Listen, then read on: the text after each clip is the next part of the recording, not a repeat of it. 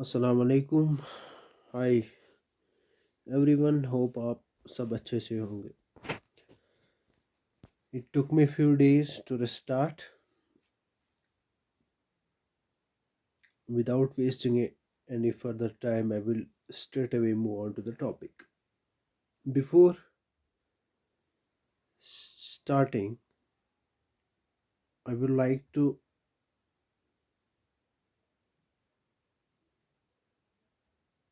share a document. We had already discussed what is economics, various definitions, micro and macroeconomics, so on and so forth. Here I would like to add one more thing. Microeconomics is called price theory. The alternate. It's an important objective type question asked in very different types of examinations. It may be asked here as well. Microeconomics is also called price theory because the the most important uh, function of microeconomics is to determine the prices of various goods, services, so on and so forth. So that's why it's called price theory. And macroeconomics is called income theory. This is also an also a question which is asked in different examinations. Microeconomics is called price theory and macroeconomics is called income theory. Why macroeconomics is called income theory? Because the macroeconomics is mostly associated with determination of income, or you can say national income. That's why we call macroeconomics income theory as well. Now we will come into the main topic, that is what are central problems of economy. There are many problems, but we have for the sake of convenience, the economists have divided the central problems of economy, the main basic problems of economy, into three categories. Number one is what to produce, number two is how to produce, and number three is for whom to produce. What to produce simply means the process the problem of resource allocation. There are various resources in our economy. We can produce different types of goods. So the first fundamental central problem of an economy is what type of goods to produce and in what quantity. Got it?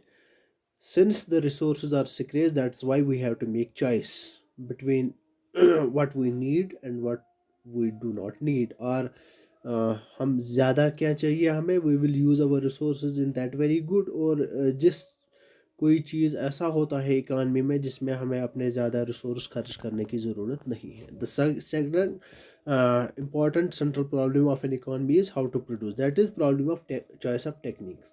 A good in economics there are two categories of techniques. Number one is labor intensive technique, and number one is labor intensive technique, and number two is capital intensive. Labor intensive techniques of production are those techniques in which we use more labor and less capital, यानी जिसमें हम ज़्यादा labour का use करते हैं और capital यानी machinery का कम इस्तेमाल करते हैं. That is labour intensive. An economy like India, जहाँ पे लेबर एबंडेंस है, एबंडेंट है बहुत, जहाँ से पे बहुत ज़्यादा लेबर, सस्ता लेबर अवेलेबल है. So we should go for the labour intensive technique. And second technique of production is capital intensive, जहाँ पे हम कैपिटल का ज़्यादा इस्तेमाल करते हैं, which we see in major economies of the world. चाहे वो यूरोप की इकोनॉमीज़ आप ले लो, चाहे वो और इकोनॉमीज़ ले लो, वहाँ पे इंसान का जो जो लेबर का जो अमल दखल है प्रोडक्शन में, that is decreasing day by day. It is called capital intensive, जहाँ पे ज़्यादा मशीनरी, जहाँ पे ज़्यादा कैपिटल. कंप्यूटर्स का ज़माना है, अगर आप आज बैंक्स में देखोगी less labour is used as compare to the, वहाँ पे एक जिसमें 10 लेबर लगते थे, 100 लेबर्स लगते थे. Computer can do work of 100,000 labours at a time. So capital intensive technique आप समझ गए होंगे, जिसमें हम मशीनरी का ज़्यादा इस्तेमाल करते हैं, इंसान यानी लेबर का कम इस्तेमाल करते हैं, that is capital intensive. And economy, जिसमें ऑस्ट्रिया जैसी इकॉनमी जहाँ पॉपुलेशन बहुत कम है, they can use capital intensive technique. या बाकी जो इकोनॉमीज़ हैं, मोस्ट जो यूरोपियन इकोनॉमीज़ हैं, वहाँ पे जो पॉपुलेशन है वो कम है, so they can choose capital intensive technique. And third important central problem of economy is for whom to produce, that is problem of distribution. Economy different goods produce करती है, डिफरेंट चीज़ें बनाती है for whom, for their people, for लेकिन important चीज़ है कि हमें इकोनॉमी में परचेजिंग पावर देखना है, यानी डिमांड ऑफ गुड्स देखनी है।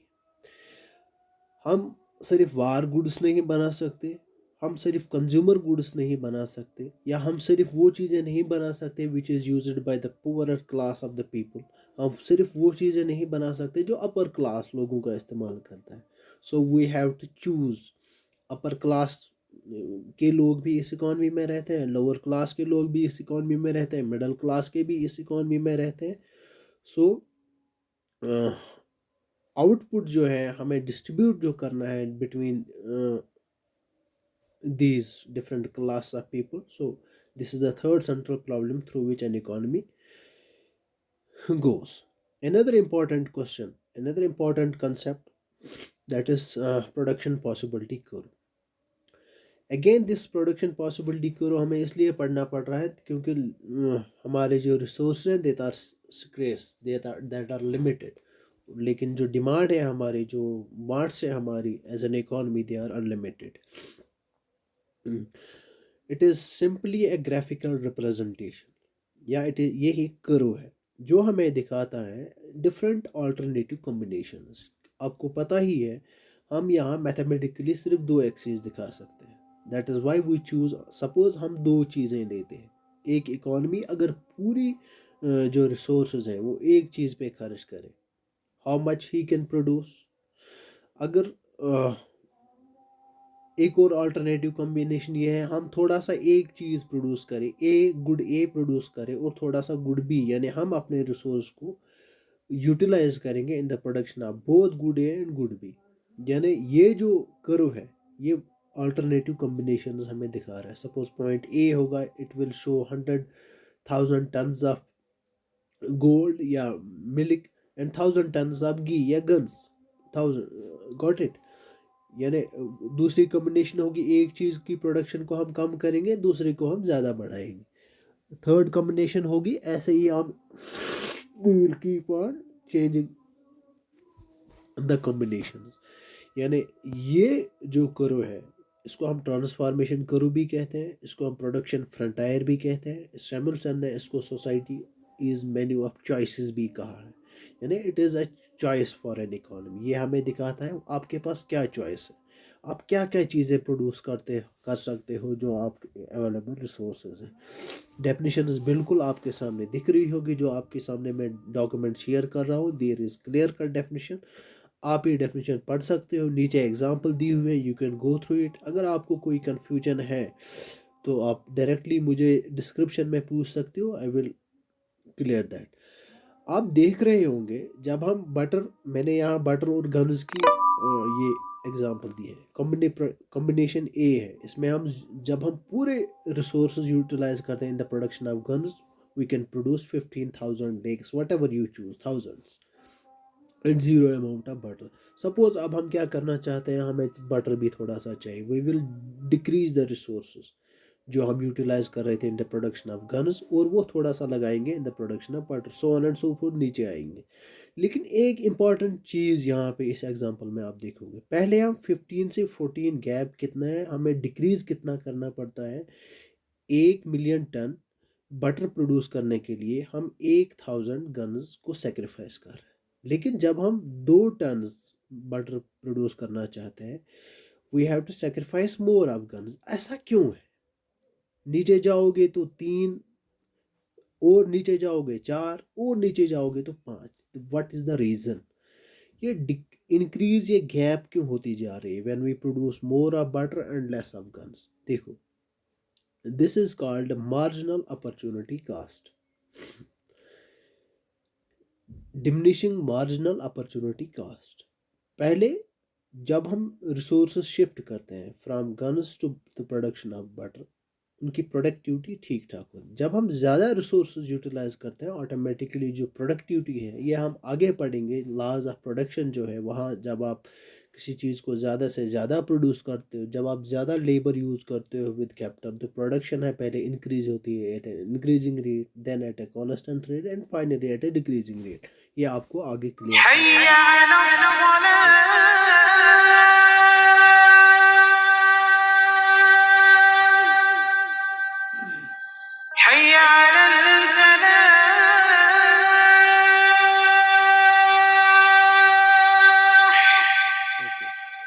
इसको क्या कहते हैं? Diminishing marginal opportunity cost. इस एग्जांपल को आप अच्छे से पढ़िएगा, ये करो आप अच्छे से देखिएगा। It is concave to the origin, remember it is concave to the origin. Why?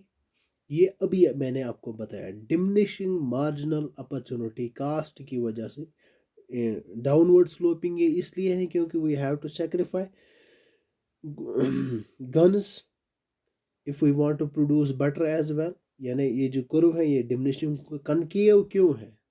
ये जो गैप है ये क्यों बढ़ रही है?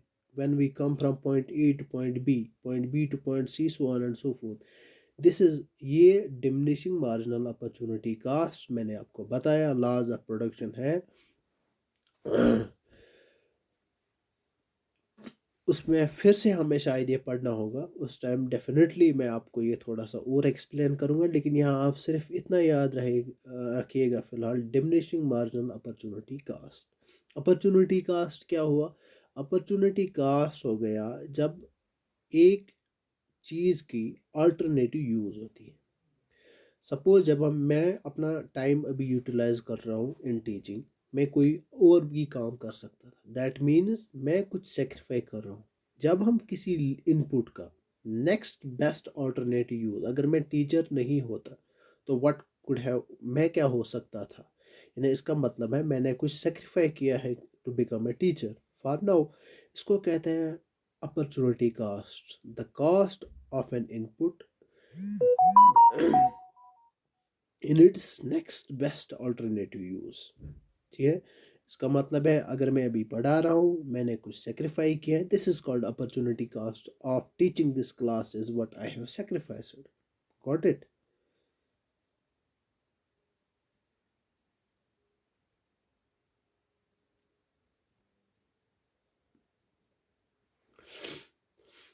सपोज एक फार्मर मैंने ये एग्जांपल यहाँ पे पिक की है, हमारे पास लैंड होती है, वी कैन हम इसमें डिफरेंट टाइप्स ऑफ कल्टीवेशंस कर सकते हैं। Suppose we are cultivating rice, अगर हम राइस के और क्या ऑप्शन थी, we could have grown, we could have cultivate maize. So the opportunity cost of cultivating rice is the amount of maize we have sacrificed, यानी हमने जो sacrifice किया। ठीक है, दैट्स कॉल्ड अपॉर्चुनिटी कास्ट। तो मार्जिनल अपॉर्चुनिटी कास्ट मैंने आपको बताया अभी। अगर हम एग्जांपल ले देंगे, अगर हम दो चीज़ें हैं, गुड एक्स है, गुड वाई है, marginal opportunity cost of good X is the amount of loss, यानी जो हम वाई का लॉस कर रहे हैं। अगर अभी हमने ऊपर एग्जांपल ली थी, जो मैंने अभी एग्जांपल बटर और गुड गन्स की ली थी, हमने कितना सेक्रीफाई गन्स किए for producing an additional million ton of butter, that's called marginal opportunity cost. So कुछ ऑब्जेक्टिव टाइप क्वेश्चंस हैं, ये इंपॉर्टेंट है। What is which of the following subject matter studies in micro economics? It is price theory, मैंने अभी आपको बताया। Theory of consumers behaviour, aggregate demand and aggregate supply, government budget, national income. Micro economics का क्या है? Consumers behaviour. ये भी एक क्वेश्चन है। मैक्रो इकोनॉमिक्स क्या है? एम्प्लॉयमेंट लेवल है, एग्रीगेट डिमांड और सप्लाई है, नेशनल इनकम है, इंडिविजुअल फॉर्म है, that is national income. Economic problem arises because resources are scarce, wants are unlimited, यानी दोनों, रिसोर्स है अल्टरनेटिव यूज, यानी इसमें ऑल ऑफ द अबव आएगा। which problem is not a central problem in the economy, what to produce is a central problem of economy, how to produce is also a central problem of economy, for whom to produce is also. Indiscipline in students is not a central problem of economy. Any point outside the boundary line पर production possibility करो, मैंने आपको बताया था any point outside that is not जो इसके बाहर कोई भी पॉइंट आएगा, ठीक है, इट इज़ अनअटेनेबल कॉम्बिनेशन, यानी ये प्रोडक्शन पॉसिबिलिटी करो है, सपोज पी प्रोडक्शन पॉसिबिलिटी करो है, any point to the right side of this is unattainable, any point to the left of this is, अगर हम इनएफिशिएंट रिसोर्स का हम यूटिलाइज करें, अगर हम इसके अंदर कोई पॉइंट चूज करेंगे for production, got it. Suppose at any point of time, what does this right word shift mean, right word shift का मतलब क्या हुआ, इफ रिसोर्सेज आर यूज्ड, वो तो ऑलरेडी है, अंडर यूटिलाइज करेंगे तो लेफ्ट वर्ड शिफ्ट होगा, अगर प्रोडक्शन पॉसिबल, अगर दो चीज़ें हैं या रिसोर्सेज हमारी बढ़ जाएंगी तो प्रोडक्शन पॉसिबिलिटी करो will move towards the right. या हम अच्छे से इनको यूटिलाइज करेंगे तो भी ये प्रोडक्शन पॉसिबिलिटी को we can produce more of that. In which situation P production possibility curve shift towards the right, मैंने अभी आपको बताया रिसोर्स को इंक्रीज जब हो जाएंगे या इन एफ, हाँ that is option A. Slope of production possibility करो इज स्लोप डाउनवर्ड स्लोपिंग, यानी नेगेटिव स्लोप है इसका। नेक्स्ट टॉपिक हमारा क्या है, it is consumers behaviour and demand. Demand हुआ क्या, सिंपल टर्म्स में मैं समझाऊंगा।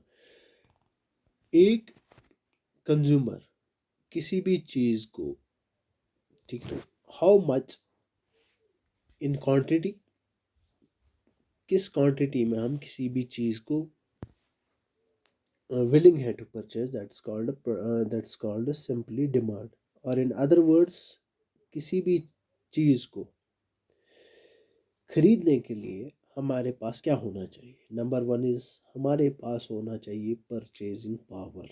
Second important thing is price should be mention. जब तक हमें प्राइस पता ना हो हम हमेशा पढ़ते हैं प्राइस डिमांड। डिमांड ही अगर आपको कहीं लिखा हुआ होगा that is always price demand, क्योंकि whenever we define demand we define it in terms of price. Quantity of a commodity which a consumer is willing and able to purchase. Willing क्या हुआ, willing सब होते हैं लेकिन ability to pay जिसके पास होगी तभी, जब willingness और ability to pay, यानी एक बंदे के पास परचेजिंग पावर हो, ये दो चीज़ें जब मिलेगी इट विल क्रिएट डिमांड, ठीक है। और another important thing at a point of time. Point of time क्यों, डिफरेंट टाइम पीरियड्स में डिफरेंट टाइप ऑफ डिमांड होती है। मॉर्निंग में जब हम हमारे यहाँ कल्चर क्या है, अचानक हम मॉर्निंग में रोटी लाते हैं, तो मॉर्निंग में किस चीज़ की डिमांड ज़्यादा होती है, गिरदी या लवासास। 11 बजे उनकी डिमांड इतनी ज़्यादा नहीं होगी। दैट मीन्स किसी भी चीज़ की जो डिमांड है वो डेफिनेटली इफ़ेक्ट होती है टाइम की वजह से, ठीक है। एक और इम्पॉर्टेंट चीज़, डिज़ायर और डिमांड में फ़र्क क्या है। डिज़ायर, मेरा डिज़ायर है I should fly an aeroplane.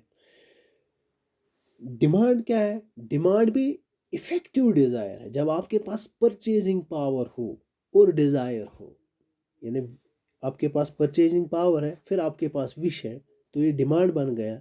खाली विश अगर आप कर रहे हो आई शुड बिकम दिस, यानी मैं ऐसा अभी करना चाहता हूँ लेकिन मेरे पास परचेजिंग पावर नहीं है, so it will remain desire. There is lot of difference between desire, तभी हम कहते हैं डिमांड को हम इफेक्टिव डिज़ायर भी कहा जाता है। जब आप दो चीज़ें मिल जाए, डिज़ायर पहले ही मैंने आपको बताया, विलिंगनेस टू पे या परचेजिंग पावर जब आपके पास हो, ये दो चीज़ें मिल जाएंगी तो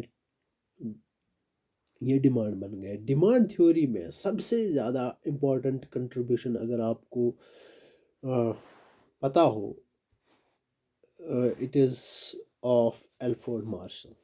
एल्फ्रेड मार्शल साहब ने सबसे ज़्यादा डिमांड में काम किया है, more than any one else. बहुत सारे लोगों ने आगे जाके इस चीज़ में काम किया है लेकिन he stands out in this.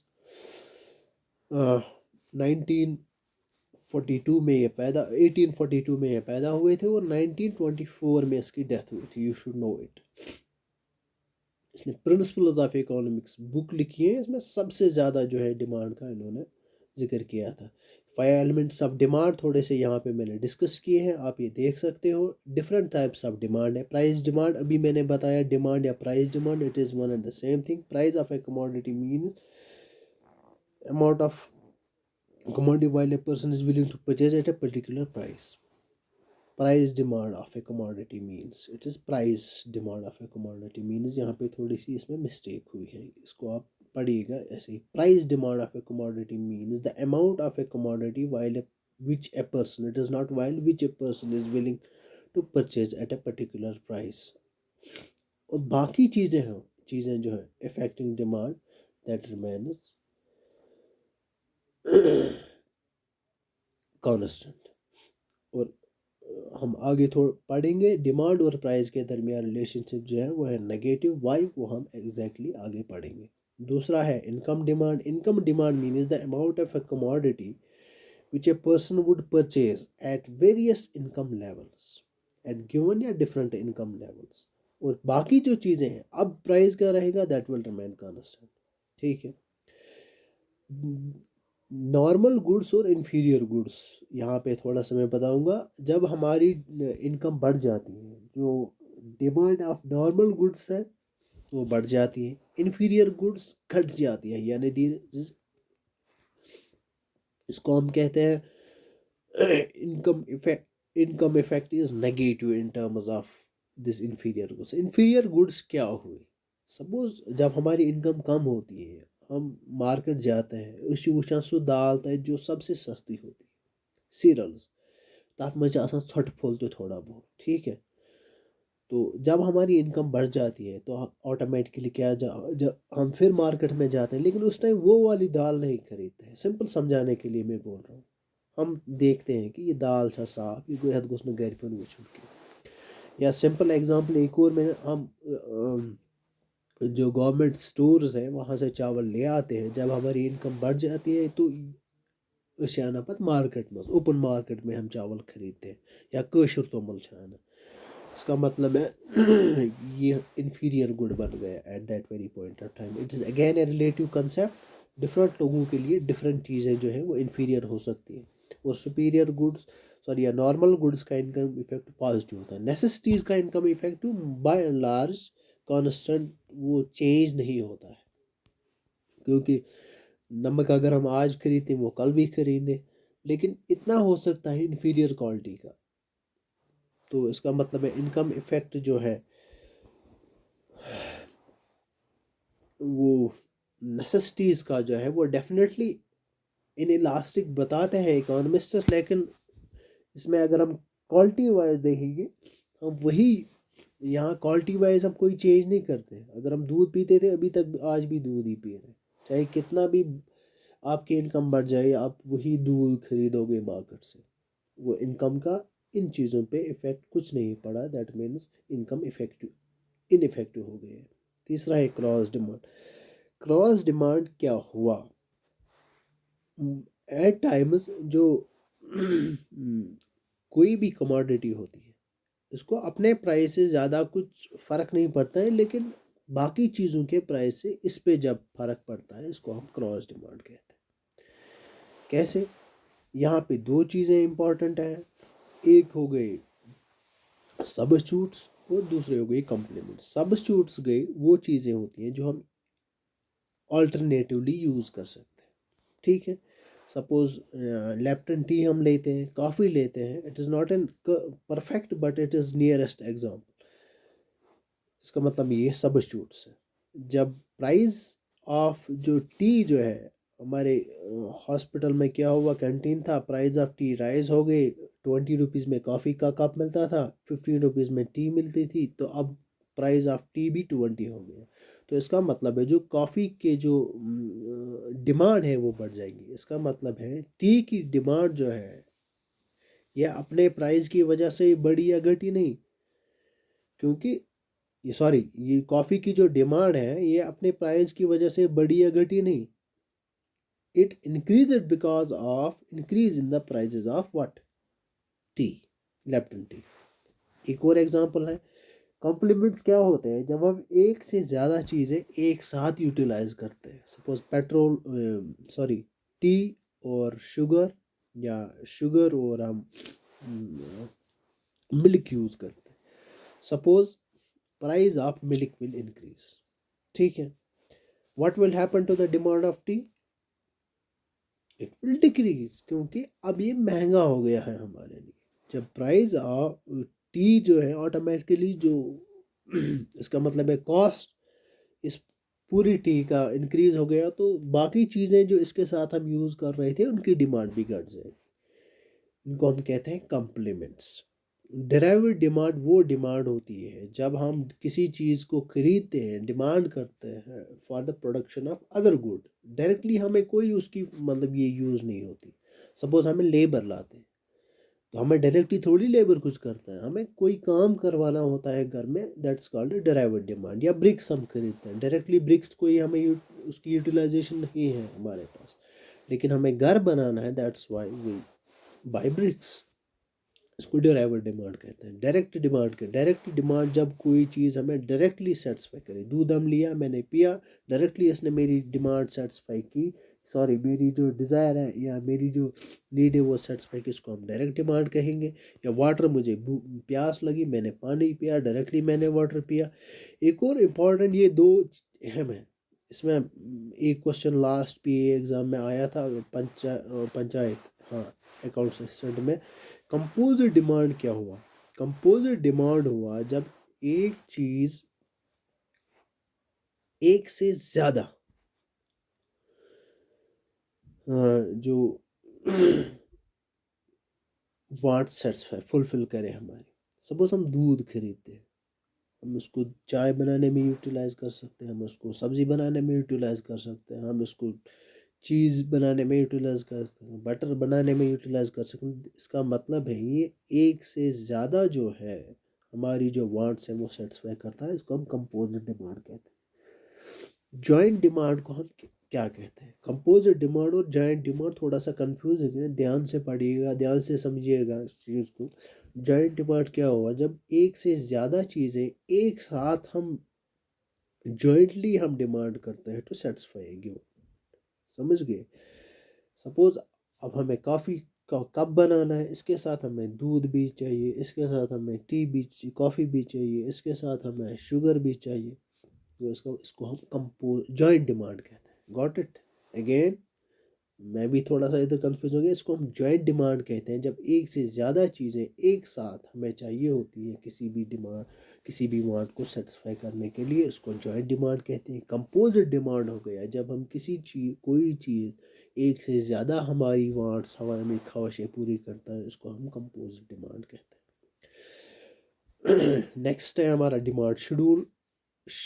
In general आप ध्यान रखिएगा, शेड्यूल इज टेबुलर रिप्रेजेंटेशन। जब भी आपके सामने वर्ड शेड्यूल आएगा तो जो आपके माइंड में ये स्टक होना चाहिए, it is tabular representation. Tabular representation अब किसकी? इसके शेड्यूल के साथ और कौन सा वर्ड था? डिमांड।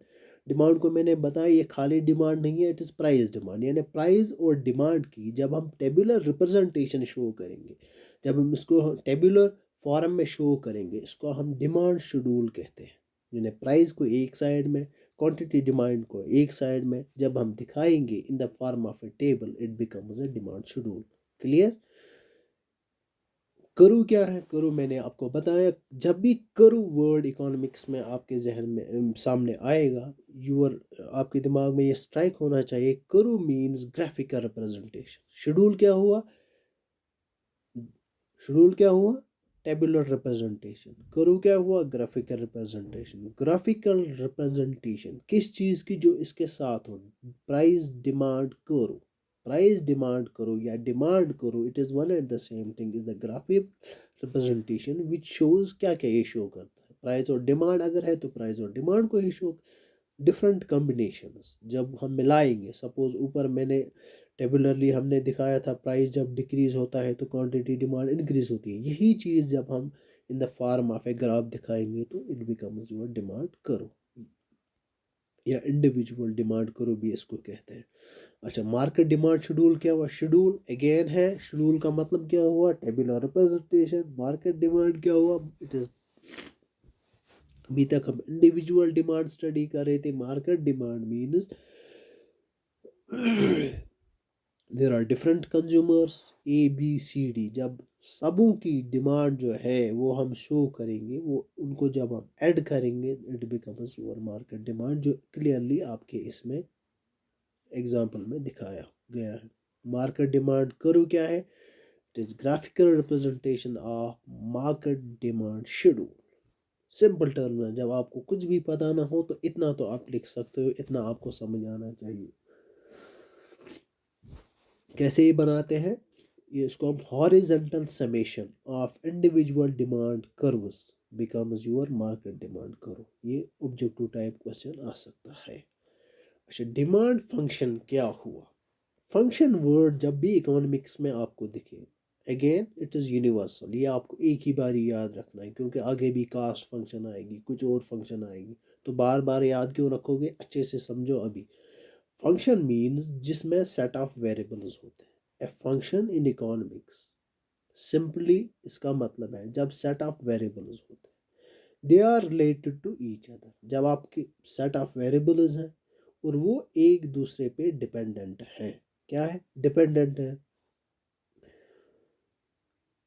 यानी कुछ वेरिएबल्स इसमें डिपेंडेंट है, कुछ इंडिपेंडेंट इंडिपेंडेंट है, यानी a set of variables, some are dependent some are independent। इसको हम सिंपली फंक्शन कहते हैं। यहाँ क्या आपके पास है? Demand function. Demand function means demand को किस किस चीज़ से फ़र्क पड़ता है, किस किस चीज़ से ये चेंज हो जाता है। समझ गए आप? It becomes your demand function. यहाँ आप मैंने दिखाया है, D stands for demand, F stands for function. किस चीज़ से डिमांड पे इफेक्ट पड़ता है? डिमांड यहाँ क्या है? डिपेंडेंट वेरिएबल है या independent variable? It is dependent variable. It depends upon what? Price of A commodity. It depends upon price of related goods जो PR है। It depends upon income. It depends upon tests and preferences and many other things which is discussed in detail in coming lines. Price of a commodity, most important determinant of demand, the most important factor that affects demand, that is price। जब price बढ़ता है तो demand जो goods है वो घटती है, यानी दे आर इन्वर्सली रिलेटेड। आज भी मैं मार्केट गया था, लास्ट टाइम मैं भी गया था किसी शोरूम में। आज मैंने देखा कि किसी चीज़ का प्राइस तब से घट गया है, आज ऑफर था तो मैंने वो चीज़ खरीदी। Simple.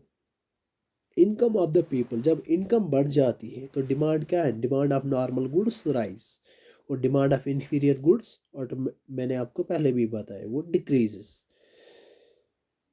Tests and preferences. Tests and preference से क्या होता है डिमांड पे? अगर कोई चीज़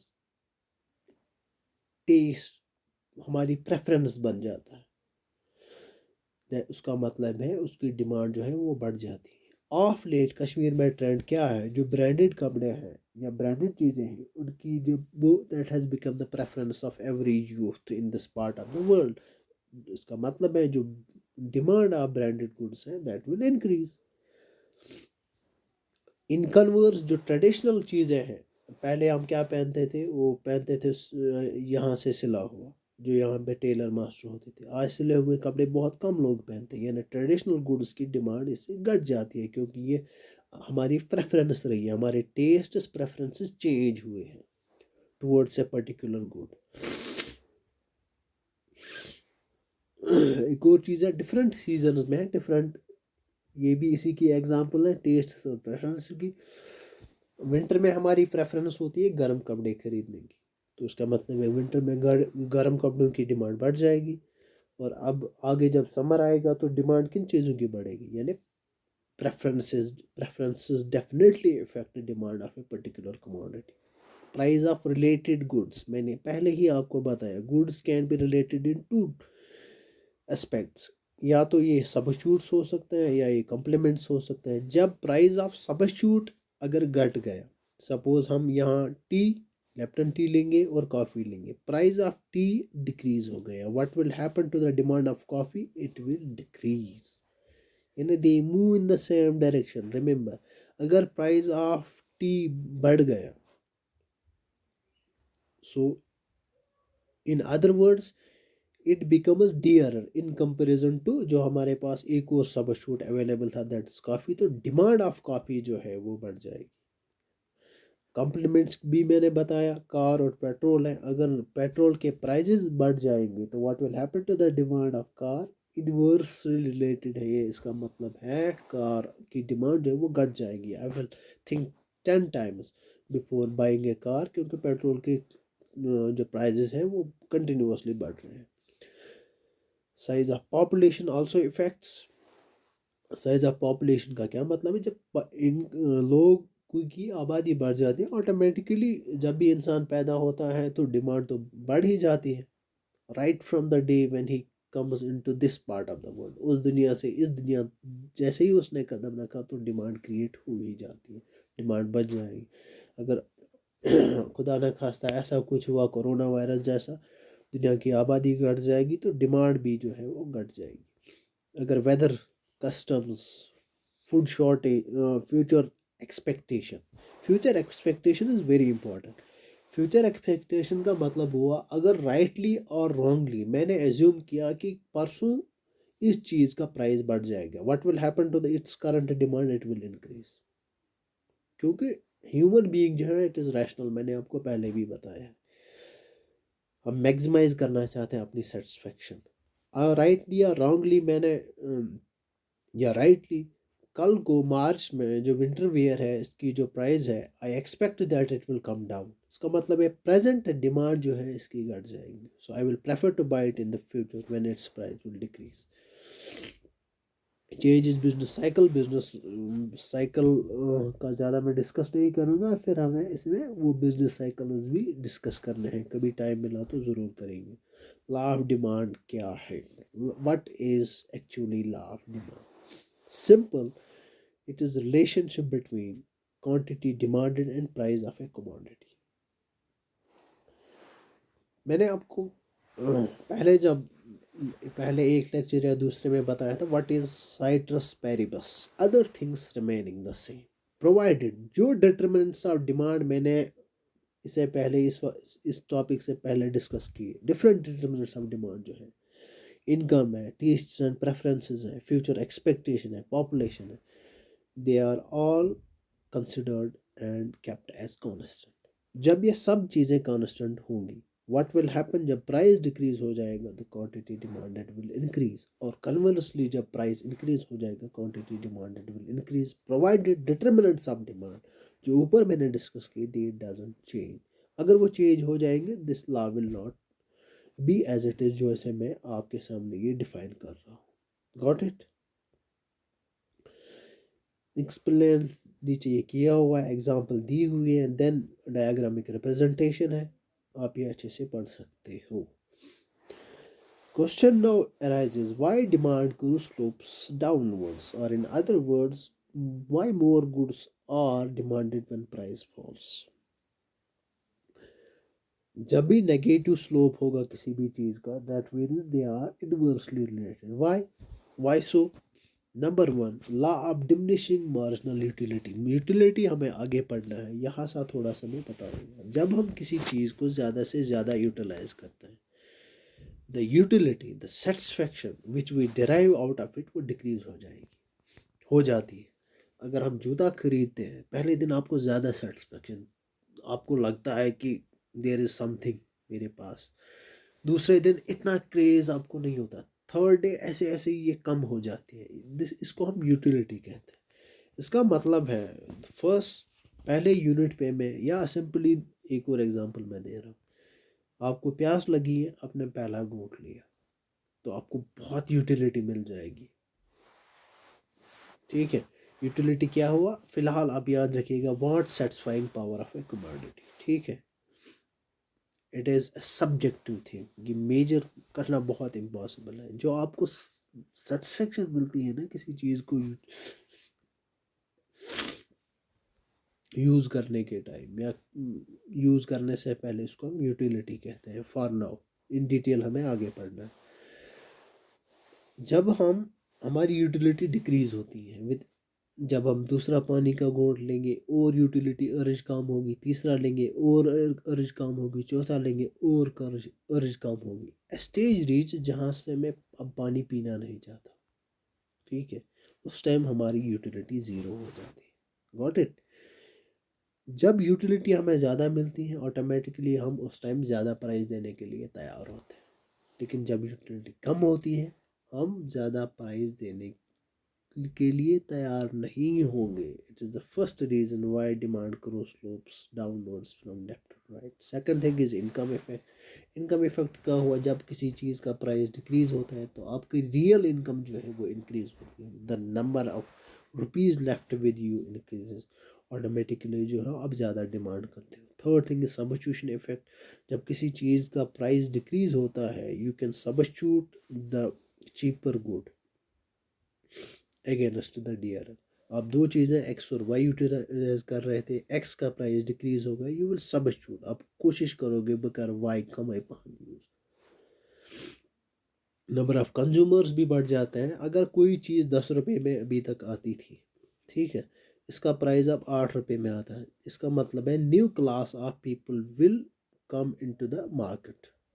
यानी जिनकी इनकम 8 रुपये ही थी, अभी 10 वाले ही अभी इसको खरीद पा रहे थे, अब एक और क्लास ऑफ पीपल इसमें इंटर होगा, यानी नंबर ऑफ कंज्यूमर जो है वो बढ़ जाएंगे automatically. It will increase the demand of A commodity. एक और चीज़ है, जब प्राइस डिक्रीज होता है किसी चीज़ का, जो इसका यूज़ है, अगर सपोज दूध हम सब यूटिलाइज करें, इसका प्राइस कल को डिक्रीज़ हो जाएगा।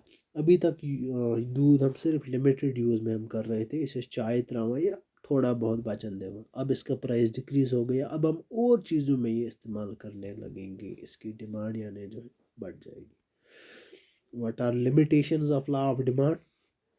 फैशन जो है it is a limitation. Fashion क्या होगा, कहाँ चीज़ फैशन में, कोई भी चीज़ फैशन में आती है ना, अगर इसका प्राइस बढ़ भी जाएगा you will still go for it, that's it is exception of law of demand. Custom यानी रिवाज जब कोई चीज़ बन जाती है, कश्मीर के लिए बेस्ट एग्जांपल है, कुछ भी हो जाए, कितना भी प्राइस बढ़ जाए, कस्टम बन गया तो बन गया, I have to buy. Weather जो है, अगर विंटर का मौसम है, प्राइस चीज़ों की बढ़ भी गई, I can not forgo the shopping of winter wear because, क्योंकि ये सर्द मौसम है यार, खरीदना ही है, कुछ तो पहनना ही है। नेसेसिटीज़ ऑफ लाइफ जो है, again law of demand does not apply on them, क्योंकि अगर नेसेसिटीज़ जो है, नमक का प्राइस कितना भी बढ़ जाए हम उसको फॉरगो नहीं कर सकते, हमारे पास अल्टरनेटिव उसका कोई नहीं है। Loss of faith. जब एक किसी चीज़ की प्योरिटी पे आपको फेथ नहीं रहता है तो, या फेथ इतना होता है, हम्म, कभी आपको ओवर फेथ, ज़्यादा फेथ होता है तो प्राइस है कितना भी बढ़ जाए आप यूटिलाइज करोगे उस चीज़ को, यानी कभी एडवर एडवर्स हो सकता है इसका। Next important topic, change in demand क्या हुआ। Change in demand and change in quantity demand, ये बहुत इंपॉर्टेंट है समझने के लिए। फ्रॉम द वर्ड, जब आप ये देखोगे change in demand and change in quantity demand, you will feel it is one and the same thing. Change in demand refers increase and decrease in demand due demand of a commodity due to the factors other than price of the commodity, due to the change in the determinants of demand other than the price. Got it? जब किसी चीज़ की demand में change आ जाती है, but change किस चीज़ से आ जाती है, due to determinants of demand. अब प्राइस कांस्टेंट है, लेकिन जो अदर डिटर्मिनेंट्स ऑफ डिमांड है, प्राइस ऑफ रिलेटेड गुड्स है, फ्यूचर एक्सपेक्टेशन है, वो चेंज हो रही है। उसको चेंज होने की वजह से जो डिमांड ऑफ पर्टिकुलर कमोडिटी जब इंक्रीज या डिक्रीज हो जाती है, इसको कहते हैं change in demand. Change in demand increase जब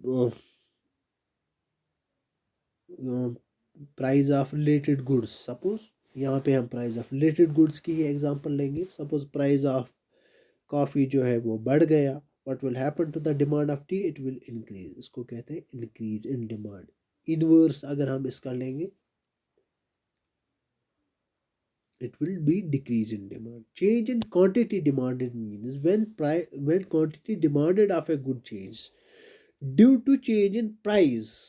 और इस टाइम क्या रहेंगे जो determinants of demand है, that will not change when demand changes due to change in price, not due to change in determinants of demand। इसको हम change in quantity demanded कहते हैं। Got it?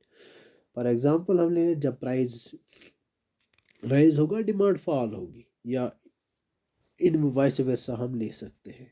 इसको हम कहते हैं मूवमेंट अलोंग द डिमांड करो। और जो चेंज इन डिमांड है इसको हम कहते हैं shift in demand. Shift means एक नया डिमांड करो हो आ जाता है। मूवमेंट मीन्स जब एक पर्टिकुलर ऑलरेडी डिमांड करो है, you move from one point to the another point. Demand यहाँ पे शिफ्ट नहीं होती है। तो shift go increase the decrease in demand. Movement go, ठीक, movement go when a consumer moves from point A to point B। ये भी एक कॉम्बिनेशन पे था, दूसरी कॉम्बिनेशन पे आ गया। ये इन डिटेल नीचे एक्सप्लेन किया हुआ है with example. Movement along the demand करो क्या हुआ मैंने आपको ऑलरेडी बताया। व्हेन डिमांड करो, मूवमेंट अलोंग द डिमांड करो means when demand move in along the same demand करो। suppose price यहाँ from P to P1 decrease हो गया, what will happen, quantity demanded will increase from OQ to OQ1। it is movement along the demand करो। another name given to it is extension in demand। समझ गए? extension in demand means movement along the demand करो towards the right। Another example है यहाँ पे, जब price rise होगा from OP to OP2, what will happen to the quantity demanded according to law of demand, quantity demanded will decrease. यानी it will decrease from OQ to OQ2। इसका मतलब है we moved from point a to point c, यानी leftward movement of the demand curve. It is also stated as contraction in demand. Clearly इस example को देखिएगा, इसमें अच्छे से एक्सप्लेन किया हुआ है नीचे से। अब एक्सटेंशन और कंट्रैक्शन जो है ये अलग अलग नीचे मैंने दिखाया है, आप इस चीज़ को भी थोड़ा सा पढ़ के समझ सकते हो। शिफ्ट मैंने ऑलरेडी बताया, जब डिमांड करो मींस, जब शिफ्ट इन डिमांड करो means change in position of demand करो, या राइट वर्ड शिफ्ट या लेफ्ट वर्ड शिफ्ट। अब राइट वर्ड शिफ्ट कब हो जाएगा, लेफ्ट वर्ड शिफ्ट कब हो जाएगा, सब मैंने आपको ऑलरेडी बताया। राइट वर्ड, सपोज कंज्यूमर की इनकम, इनकम क्या है, income is the determinant of demand. Consumer की इनकम जो है वो बढ़ गई, what will happen to the quantity demand, it will increase from point OQ to point OQ1। यानी जो DD डिमांड करो था, अब नया एक कॉम्बिनेशन है that is outside this DD demand curve, it is D1 demand curve, यानी it's called rightward shift the demand curve, it is also called increase in demand. और इसका वाइस वर्सा क्या होगा, जब हमारी इनकम, सपोज एक consumer की income decrease हो गई, what will happen to the quantity demand, it will also decrease. Suppose the original quantity demand was OQ, our income decreases, so the quantity demanded will decrease, it will be OQ2। मैं hypothetical example ले रहा हूँ। इसका मतलब है जो हमारा नया जो डिमांड करो है वो D2 बन जाएगा, which is shown as decrease in demand curve, it is leftward shift. ठीक है, लेफ्टवर्ड शिफ्ट, वहाँ मूवमेंट, यहाँ शिफ्ट। क्लियरली समझ जाना। Again it is discussed in detail separately. अब इलास्टिसिटी क्या हुआ, व्हाट इलास्टिसिटी ऑफ डिमांड है, it is actually price elasticity of demand. Before this, what law of demand states, law of demand हमें क्या बताता है, जब प्राइस बढ़ता है क्वांटिटी डिमांडेड घटती है, या inverse. It tells us about the direction of demand. when price changes, what happened to demand, it only tells us about the direction of demand, but it does not tell us about the magnitude of demand। जब 5% price increase हो जाएगा, by how many percentage the quantity demanded will change. यानी magnitude law of demand बना के यह सिर्फ direction बना increase गया डिक्रीज गया एक्चुअल में ये नहीं बोलता है प्राइस इलास्टिसिटी ऑफ डिमांड वो चीज़ें हमें बताता है it tells us the direction of demand and it also tells us the magnitude. Suppose price rise go by 5%, quantity demanded कोता गैसे fall. Actual में ये हमें बताता है by how much percent quantity demanded will fall. This is called as price elasticity of demand. In other words, it is the ease with which quantity demanded changes with change in elasticity go the ease with which a thing stretches. Yet go the ease with which quantity demanded changes. कहाँ चीज़ से अगर थोड़ा सा भी price change होता है तो quantity demanded बढ़ जाती है इसका मतलब है इट्स इलास्टिक कोई चीज़ होता है उसका प्राइस कितना भी बढ़ जाए उसकी डिमांड ज़्यादा नहीं बढ़ती है फॉर एग्जांपल जो नेसेसिटीज़ ऑफ लाइफ है कितना भी प्राइस बढ़ जाए घट जाए आटे का चावल का नमक का इसकी demand by and large constant रहती है over a period of time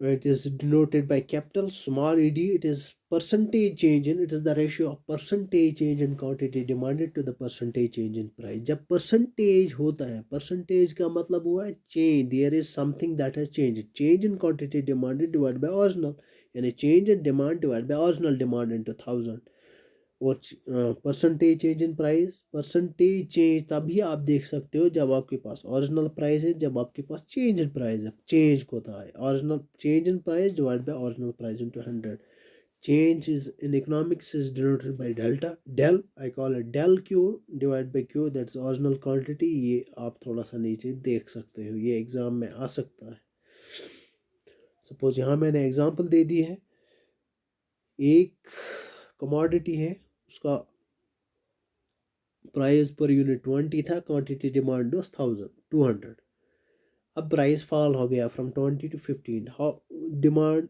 बढ़ गई कैलकुलेट इलास्टिसिटी यानी actual magnitude that is 2 twice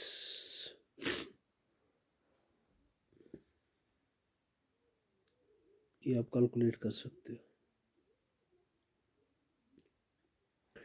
types of elasticity क्या है हाई इलास्टिस्टिक और उसको हम मोर देन यूनिट इलास्टिस्टिक कहते हैं it is simply a situation when change in quantity demanded is more than change in price suppose price go decrease by 5% quantity demand go increase by 10% यानी जो price fall है वो कम है demand rise जो है वो ज़्यादा है it means demand is elastic or greater than unitary elastic number one is less than unitary less elastic it refers to a situation जब price change ज़्यादा हो suppose price go 10% से increase या decrease लेकिन quantity demanded is go less than 10% से increase या decrease ठीक है इसको हम कहेंगे less elastic demand moderate or unit elastic means when quantity demanded changes by the same proportion by the same percentage as price of a commodity changes suppose price of commodity changes by 5% change go increase या decrease quantity demanded भी change हुआ increase या decrease हुआ by 5% that means it's moderate elastic or unit elastic perfectly elastic क्या होगा perfectly elastic होगा when demand increases enormously जब demand में बहुत ज़्यादा चेंज आए बहुत ज़्यादा चेंज आए और प्राइस में बहुत कम जो हम दिखाते नहीं है यानी प्राइस ओवरऑल कांस्टेंट रहेगा लेकिन थोड़ा सा प्राइस जो हम दिखा नहीं पा रहे हैं यहाँ पे इस एग्जांपल में इस डायग्राम में इसको हम इन्फिनाइटली इलास्टिक परफेक्टली इलास्टिक बोलते हैं सपोज क्वांटिटी प्राइस था 4 थोड़ा सा चेंज हुआ लेकिन क्वांटिटी बहुत डबल हो गई ट्रिपल हो गई इसको हम इन्फिनाइटली इलास्टिक कहते हैं इट इज़ रियरली सीन दो in the actual economic terms perfectly inelastic demand हुआ जब प्राइस बहुत बढ़ जाएगा या घट जाएगा लेकिन quantity demand does not change at all it is the perfect example आप जो क्या है नेसेसिटीज ऑफ लाइफ जो है it is perfectly suited here इनका प्राइस सपोज 4 से 2 गिर गया लेकिन quantity demand it will remain by and large unchange इसका मतलब है ये पैरेलल टू वाई एक्सीज होगा ये परफेक्टली इलास्टिक होगा। यानी जब डिमांड करो वर्टिकल होता है, it is a perfect example of what, in elastic demand. और ये परफेक्ट एग्जांपल है नेसेसिटीज़ के लिए। और ये perfectly elastic demand perhaps it is, हम एग्जैक्ट टर्म्स में मुश्किल है किसी चीज़ की डिमांड थोड़ा सा प्राइस घटने से बहुत ज़्यादा बढ़ती होगी, इट इज़ रियरली सीन दो। अब इम्पॉर्टेंट एक और चीज़, किस चीज़ से लास्ट स्टेज पे इफेक्ट पड़ता है, got it, nature of goods. Nature of goods means goods क्या है, इफ़ दे आर नेसेसिटीज, जो इलास्टिसिटी होगी वो by and large in elastic होगी। अगर वो नेसेसिटीज़ नहीं है, अगर वो लग्जरीज है या कंफर्ट गुड्स है, उनकी जो डिमांड है वो इलास्टिक होती है। उनके प्राइस के डिक्रीज या इंक्रीज होने की वजह से उनकी डिमांड पे इफेक्ट डेफिनेटली पड़ता है। हैबिट, अगर आप हैबिचुअल हो किसी चीज़ के, उसके प्राइस का इफेक्ट उसकी डिमांड पे ज़्यादा नहीं पड़ता है। अगर स्मोकर, सिंपल फोर्स, कैर या बाकी सिगरेट्स की हम बात करेंगे, उनके प्राइस में बहुत, या शराब अल्कोहल जो है उसके प्राइस में बहुत इंक्रीज़ हो गया फ्रॉम लास्ट फ्यू ईयर्स, लेकिन उनकी डिमांड पे ज़्यादा असर नहीं पड़ रहा है। ठीक है, ऐसे ही इसका मतलब है जिस चीज़ के हम हैबिचुअल बन जाते हैं उनका जो डेफिनेटली जो लास्ट स्टे उस पर इफेक्ट डेफिनेटली पड़ता है। Class of consumers, sometimes demand is last stick, because नए जो लोग हैं वो चीज़ें खरीद रहे हैं, गॉट इट। या कुछ चीज़ें ऐसी होती हैं, कुछ लोग ऐसे होते हैं उनके लिए डिमांड प्राइस का बढ़ना या घटना ज़्यादा इतना इफेक्टिव नहीं होता है, क्योंकि वो ज़्यादा नेसेसिटीज ही खरीदते हैं, गॉट इट। यानी क्लास ऑफ कंज्यूमर्स, किस क्लास का कंज्यूमर है, फॉर रिच पीपल उनकी डिमांड इलास्टिक होती है, for poor people demand overall in elastic होती है। वैरायटी ऑफ यूजेस, एक चीज़ की कितने यूजेस है, ए गुड जिसकी नंबर ऑफ यूजेस बहुत ज़्यादा है, जो हम मल्टीपल यूज में हम कर सकते हैं, उसकी डिमांड जो है वो इलास्टिक होती है in comparison to the good जिसकी एक ही स्पेसिफिक यूटिलाइजेशन हो हमारे बजट में। ड्यूरेबिलिटी, एक चीज़ कितना ड्यूरेबल है, अगर एक ड्यूरेबल चीज़ है तो उसकी डिमांड इलास्टिक होती है, क्योंकि आपको लगता है कि ये over a period of time बहुत देर तक चलेगा। पेरिशेबल चीज़ें जो है हम ज़्यादा नहीं खरीदते अगर कितना भी प्राइस डिक्रीज हो जाएगा, क्योंकि उनका शेल्फ लाइफ है वो बहुत कम होती है। अवेलेबिलिटी ऑफ सब्स्टिट्यूट्स, एक और इम्पॉर्टेंट चीज़ इफ़ेक्ट करती है इलास्टिसिटी को। अगर मार्केट में सब्स्टिट्यूट्स अवेलेबल है तो एक उस चीज़ की डिमांड जो है वो इलास्टिक होती है। सपोज़ यही हम चीज़ लेंगे, टी और काफ़ी, अगर यही दोनों हमारे पास अवेलेबल है, एक के प्राइस राइज होने की वजह से दूसरे की डिमांड पे डेफिनेटली असर पड़ता है, इलास्टिक डिमांड। अब दो मेथड्स है, परसेंटेज मेथड ऑलरेडी है, आप देख सकते हो इसको ये फ्लक्स ने दिया है ये मेथड, इसको हम परसेंटेज मेथड कहते हैं। Next one is expenditure method, ये मार्शल ने दिया है। एक्सपेंडिचर मेथड कैलकुलेट करता है इलास्टिसिटी को in comparison to the expenditure, लोग पैसा खर्च करते हैं चीज़ों पे। मार्शल ने 3 डिग्रीज दी है इलास्टिसिटी की, 5 नहीं दी है, only 3। Elasticity is said to be one according to Marshall when change in price, change means मैंने आपको पहले भी बताया इंक्रीज या डिक्रीज, इज टोटल एक्सपेंडिचर है that does not change at all. Suppose नीचे एक एग्जांपल है, suppose price go fall from 5 rupees to 4 rupees, quantity demanded definitely change हो जाएगा, लेकिन जो एक्सपेंडिचर है ये चेंज नहीं हुआ, दैट मीन्स इलास्टिसिटी क्या है, जो है 1। Another case according to Marshall is Elasticity is said to be greater than 1. Elasticity है कैसे greater than 1 के साथ when fall in price जो है with the fall in price expenditure बढ़ जाएगा and with the rise in price expenditure घट जाएगा. Simple. Suppose ये है fall in price, यहाँ जो टोटल क्वांटिटी डिमांड है डेफिनेटली बढ़ जाएगा, लेकिन जो यहाँ एक्सपेंडिचर है वो बढ़ गया. When with the fall in price expenditure increases या with the rise in price expenditure decreases, elasticity is said to be greater than 1 according to Marshall. Third important degree of elasticity according to Marshall is less than unitary elastic. When will be elastic less than 1? It will be less than 1 when with the fall in the price total expenditure decreases. We can say एक direction में दोनों एक गसना यानी with the fall in price total expenditure decreases. पहले कितना था 500 था, अब कितना है 400 है. और with the rise in price total expenditure increases, elasticity क्या होगा वो less than 1 होगा. ये है exactly total expenditure through X axis, price हमेशा वाई एक्सिस है, तो जो इंडिपेंडेंट वेरिएबल से इस मोस्टली निवा थ्रू वाई एक्सिस. यहाँ पे from D to C elasticity क्या है less than 1. Cause with the rise in price expenditure rises and with the fall in price, अगर हम इस सी से नीचे नीचे आओगे एक्सपेंडिचर डिक्रीजेस.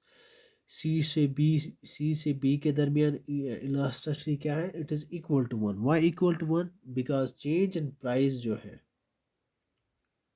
जो एक्सपेंडिचर है दैट डज नॉट इंक्रीज और decrease. And from point B to A या ए टू बी आप ले लो, with the fall in price what happens total expenditure increases and with the rise in price total expenditure decreases. Again, things to remember in this very method is expenditure method is given by Marshall. Third important method is geometrical method. ये भी किसने दिया है martial ने दिया है.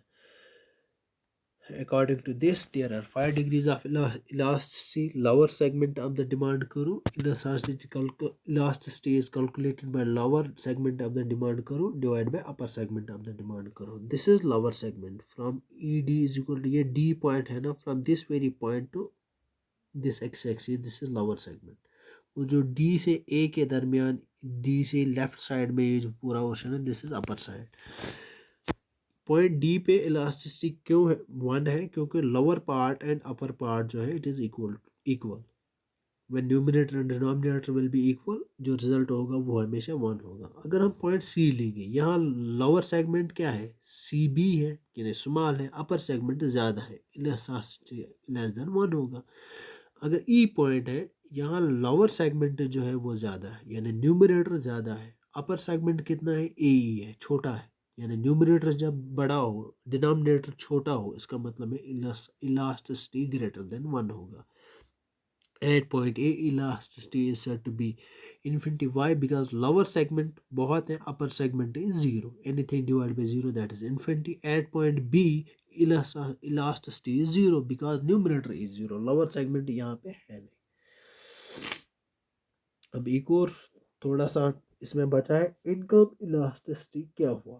अभी हम प्राइस इलास्टिसिटी पढ़ रहे हैं. अब सिंपल इनकम इलास्टिसिटी हुआ sensitiveness of quantity demanded to the income. जब हम इनकम और क्वांटिटी डिमांडेड की जब हम देखेंगे कि एक चीज़ की डिमांड में कितनी सेंसिटिविटी है, कितना चेंज होगा with the change in income, इसको हम इलास्टिसिटी ऑफ इनकम कहते हैं. यानी percentage change in quantity demanded due to percentage change in income. Income हम वाई से डिनोट करते हैं, बस सिंपल है और इसमें कुछ खास नहीं है. क्रॉस इलास्टिसिटी क्या हुआ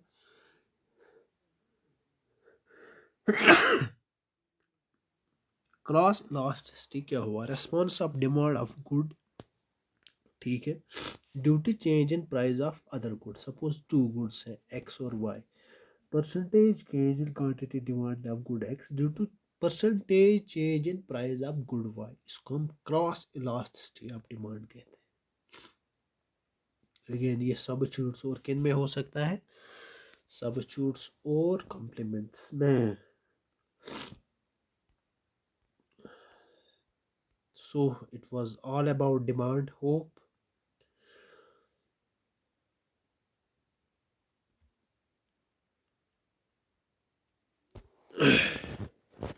आपने ये सब चीज़ें ज़्यादा थोड़ा सा तेज़ मैं इसलिए पढ़ा रहा हूँ क्योंकि नंबर ऑफ़ मार्क्स जो है इकोनॉमिक्स में दे आर ओनली 10, और लेकिन जो टाइम इसमें अगर हम ज़्यादा देंगे तो बाकी सब्जेक्ट्स पे डेफिनेटली असर पड़ जाएगा। So thank you for now and wait for the next, and please do not forget to comment। कोई भी इसमें अगर क्वेरी होगी यू कैन डेफिनेटली कमेंट, और मैं कोशिश करूँगा आपको जल्दी से जल्दी जवाब देने की। Thank you.